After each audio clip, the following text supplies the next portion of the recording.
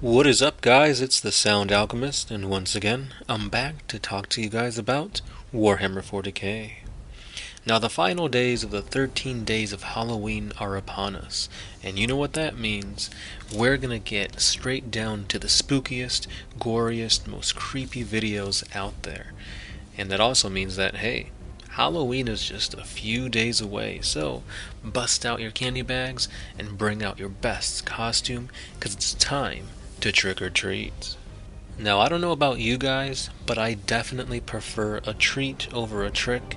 But 2020 has given us nothing but tricks, especially when it comes to plagues, poxes, and viruses. I mean, look, for a long time, we were all stuck at home trying to fend off Nergo's rot. And we kinda did it, but kinda didn't. So, I decided to make this video all about viruses. Now, within the world of Warhammer 40k, as well as our own, viruses, plagues, and disease run rampant. And who do we have to blame for all of this? Well, I'm pretty sure you're guessing somebody quite pompous, fat, and overall a bastard. Yep, you're right, you guessed it. It's Nergo. Now, Nergo should just let Isha go already. However, if you really think about it, Isha is really a secret MVP, because even though she's captured by this chaos god, she's really there for humanity. She's there for the Eldari, she's there for every living being, because whenever Nergal uses her body as like a guinea pig to test out his viruses and poxes, at the end of the day, she will heal herself, and she now knows the ins and outs of these viruses, so she will eventually whisper out the cure to her Eldari, and eventually any pox that Nergal creates will find its way to be extinguished. So maybe she's better off just being held captive. But at the end of the day, this video is not really about that. It's going to be about another plague. It's not really a plague, it's more a virus. It's about a virus that originated in the warp and is now infecting a lot of Chaos Marines. And it is none other than the Obliterator Virus. However, if you guys do want to know about another virus out there, one more sinister and well known, the Zombie Plague, I did cover it in a previous 13 days of Halloween video, so I'll leave that playlist at the end of this video so you guys can check it out. But for now, let's dive into the Obliterator Virus. When it comes to the Obliterator Virus, it's pretty fucking metal. It's one of the viruses that I myself would openly want to get. Now, it has 9 stages to it, and due to its slow mutation rate, unless you're a Chaos Space Marine from the Iron Warriors, you're gonna be having a tough time going from stage to stage, and overall it's not gonna be a fun experience, unless you're part of the Iron Warriors. Now, the Iron Warriors have kind of perfected the art of gaining obliterators within their ranks, so they know better than anybody how this virus works. Now, strangely enough, it turns out that it works quicker with those infected if they are within the warp and not in real space. So that's something interesting to keep in mind.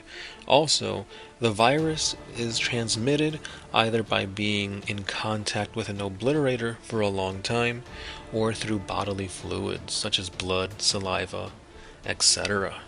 Now, that etc. part is kind of getting more into Slanesh.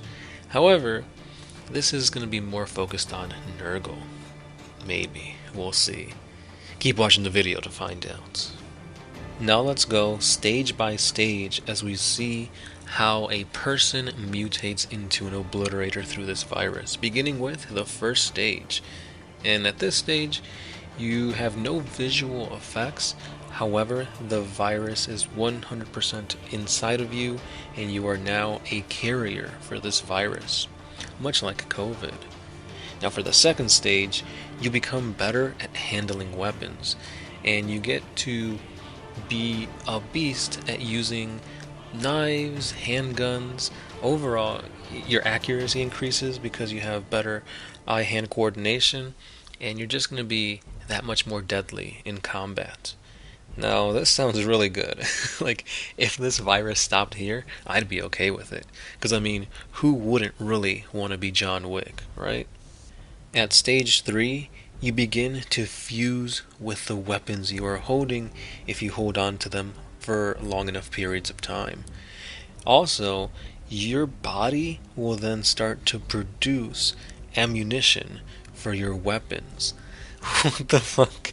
That's just a huge step from number 2 to number 3.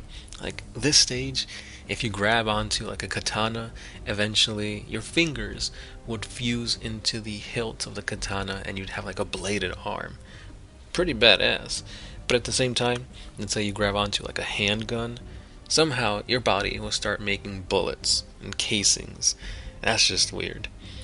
I don't know why this just popped into my head, but imagine if you hold on to grenades. Like, are your grenades going to spout down there? I don't know. It's such a weird concept, but still pretty badass. Moving on to stage 4. This is when the armor that you're wearing is beginning to fuse with you, becoming a part of your own body, meaning you can't remove your armor anymore. However, it does have a slight amount of reparation to it. So like if you take damage, your armor will self-repair, and on the downside, you will begin to lose mobility because this armor is joining to your body and melding with the joints, and you just become less mobile and also just a tiny bit heavier because again, you have armor on you. The 5th stage is when you are slowly becoming crazier and crazier. You start to lose your sanity, you start to hear things, see things that aren't there, and overall, you're just becoming more chaotic.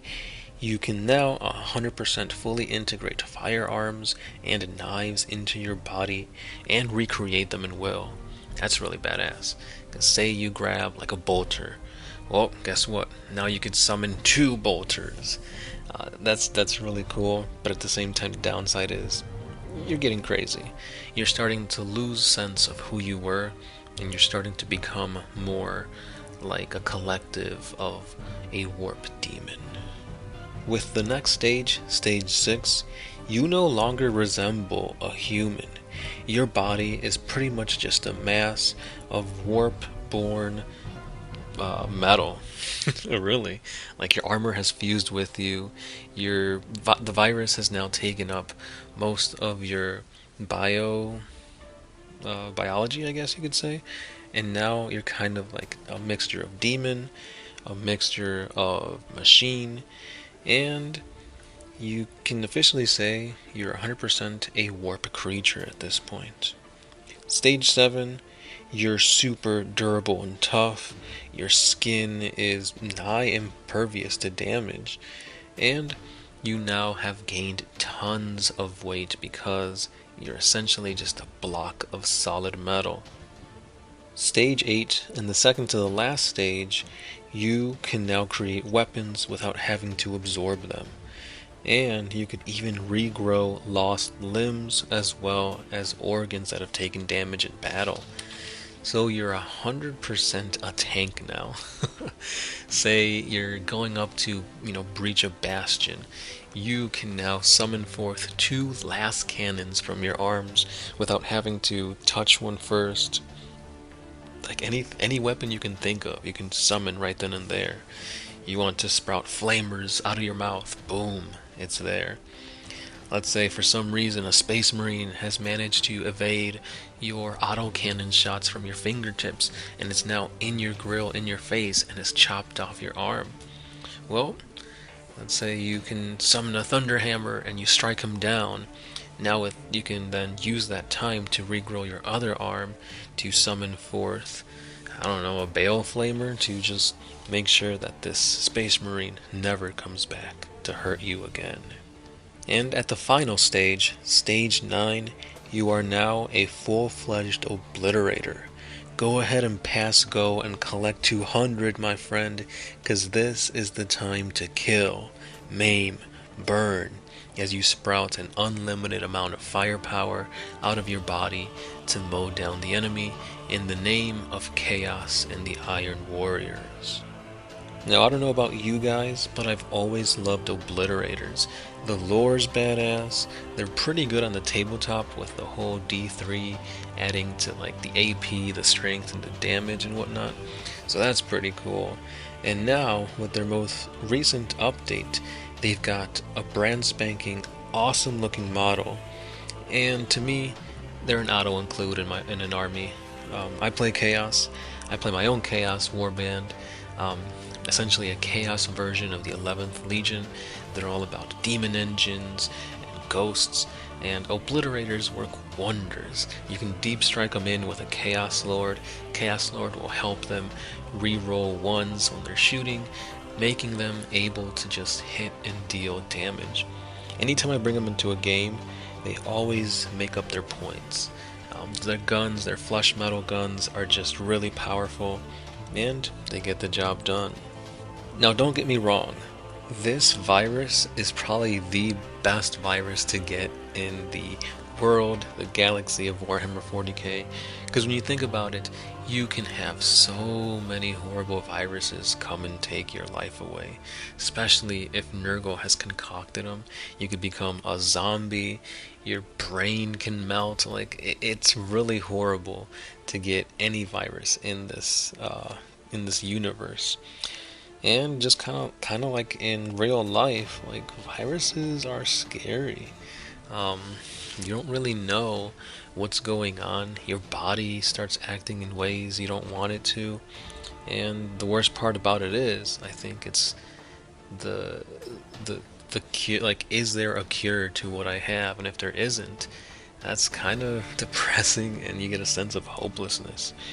But I wish I could say that's all fantasy, we don't have to worry about that, but no, like, we're going through it right now. So that's what I got for today's video. If this video hits home, go ahead and hit that like button. If you love to get infected with the Obliterator virus, go ahead and let me know in the comments down below. And also, if you have any tips and tricks for playing Obliterators in 9th edition games, let me know as well. This marks the second to the last video for the 13 days of Halloween. It's been a blast, but at the same time pretty difficult to come up with 13 horror-themed videos in a row for you guys.